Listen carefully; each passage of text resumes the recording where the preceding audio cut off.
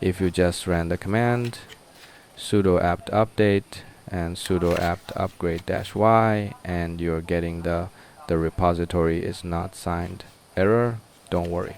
This is actually a pretty common issue in Kali Linux and is really easy to fix. Now I've already put all the commands in the description below, so you don't have to type anything manually. Just copy and paste them one by one. First, run the command. This downloads the latest Kali archive key to your system. Once that's finished, run the next command. This installs the new signing key that Kali Linux needs to verify the repository.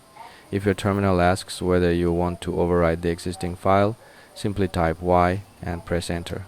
After that, run sudo apt update again. As you can see, the repository is not signed, error is gone, and your repositories are updating successfully. Now you can safely run sudo apt upgrade -y or even sudo apt full upgrade -y, and everything should work normally. And that's all there is to it. Hopefully this video helped to fix the problem in just a couple of minutes, and I'll see you guys in the next one. Peace.